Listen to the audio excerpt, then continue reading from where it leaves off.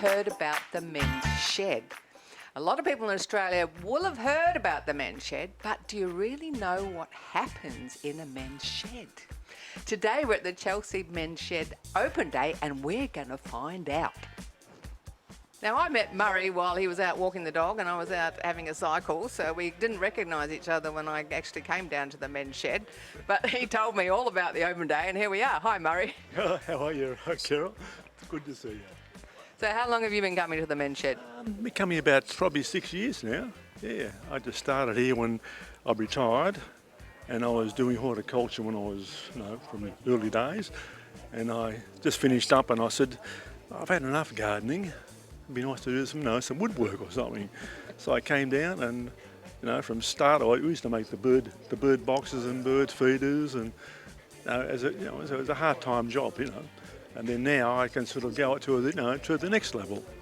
But they help you a lot here too. If I get stuck with things, they said, no, you do it this way, or you do it that way, or you didn't put enough glue in, or those sort of things. So it's just been great. Yeah. So how did you hear about the men's shed in the first place? Well, in fact, it was my wife, she said, because she retired nearly at the same time, and she probably saying, God, you're going to be inside all the times. So that's how we all started from. She said, right, because I've been interested about the men's shed for a long time. I said, yeah, it's a good time to do it. So that's how it all started from, yeah. So tell us about some of the projects you're doing and show us. Well, from the start, I just trolleys and so on to put on. You can put your heavy pots in your back of the garden. But always there's something to do with plants. I can't get away from plants. It's always been that way. So you're into the garden, now you're into the woodwork and making things in wood for plants. Yeah, that's right, yeah. And I come here and Judy say, can you do the pruning? Oh, yeah, okay, they'll do the pruning for the roses and so on. Yeah. And so what would you say to a bloke about coming down to the men's shed and having a go? Well, look, I think it's a great thing for anybody who retires and says, what will I do with myself? I think it's the best thing for them, because sometimes when it's so cold and so wet, we just sit down and drink coffee and have a bit of chat and tell old stories of what we do. And then as the sun pops out, we say, right, come on, let's roll those sleeves up and hop into it now.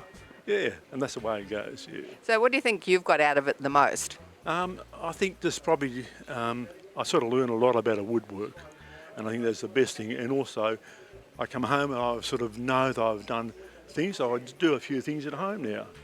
And I think that's the best thing, really. And anybody who retires and he sort of thinks that what will I do with myself?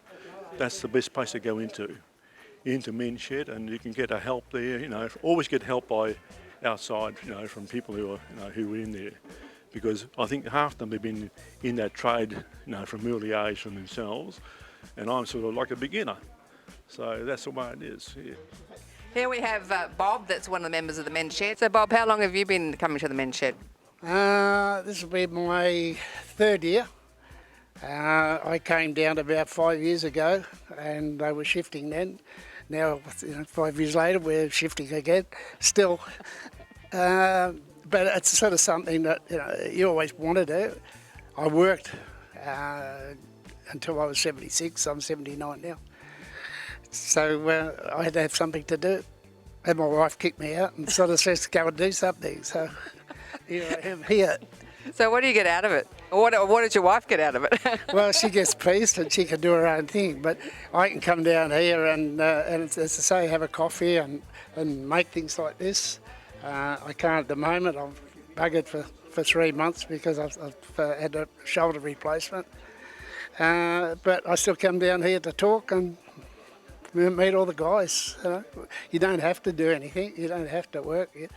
But there's always fiddly things that you can do, and everybody's cutting out things and making things. So all you got to do is help put them together. Yeah, this is a little wine carrier. You can put your wine. 4 glasses of wine on there, and you can carry it around for a barbecue or a party or anything that you want. You can, when you're not using it, you can just hang it up on the wall if you want. Eventually, we're going to make the holes bigger so you can put shot glasses in there, and it's so easy to carry. Like not all of us can carry 4 or 5 glasses and at one time, but with one of these, you can. So what would you say to a bloke sitting at home that maybe doesn't know anybody about coming down as a stranger? Just come down and everybody makes you welcome. They talk to you. They don't just go to hide in a corner somewhere and you sort of sneak around the place. They'll show you around. They take you from one end of the place to the other. And ask, you can ask questions. You can do what you want. It's just free and easy. Awesome. And we haven't got our wives telling us what to do. Thanks, Bob. No worries, thanks. And we've got Graham here that comes in quite often with his carer, David. Hi, David. Hello. Hello, Carol. So how often do you come to the men's shed with Graham? I come twice a week because I work for Graham on a Wednesday and on a Saturday.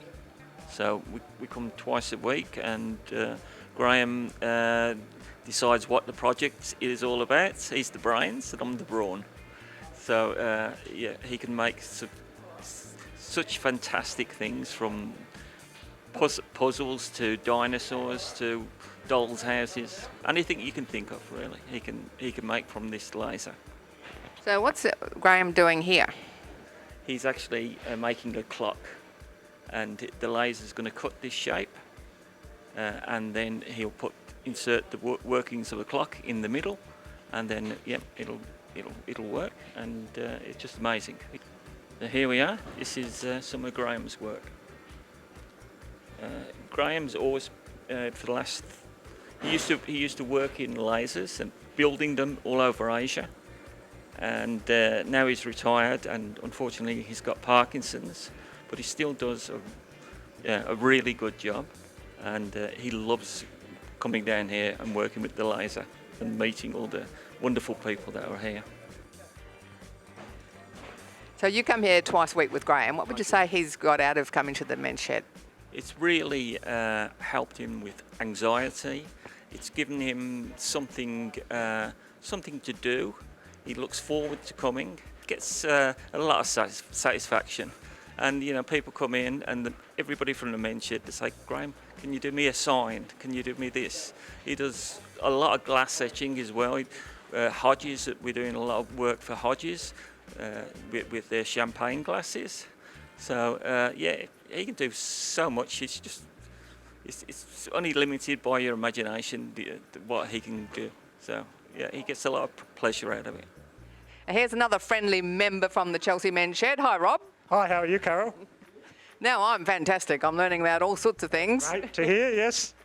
Now, tell us, how long have you been coming to the men's shed? I've been coming since 2010 or 2011, somewhere around about then. So what do you think's the best thing that you've got out of being a member of the men's shed? Friendship, companionship, and doesn't matter what walk of life you come from, what sort of background you have. It's good and you can share stories. That's the main thing. Like, you can tell a story and relate it to someone of their stories. Oh yeah, something like that happened at work, but it's related differently, but it's the same topic. So, now, what would you say to a bloke sitting at home about coming down to the men's shed for the first time? like myself, I got a disability, and we cater for all types of disability. It could be both physical, mentally disability. We try and accommodate you best I can. The more you come, the more you get used to it, and the more you get to know the guys. And we are a very friendly bunch. I hope you're inspired to support real hair fringe bands, to keep active, and maybe check out the men's shed. They even have programs for women. For info on guests, contact them directly or go to our website, carolohalloran.com. Movement is medicine. For more fitness routines, go to YouTube, Over 50 So What. For replays, YouTube, CTV Plus or the CTV Plus app. Say hi to us on Facebook or Insta, Over 50 So What. Keep on moving, keep laughing, and keep making friends. I'm Carol. See you next time.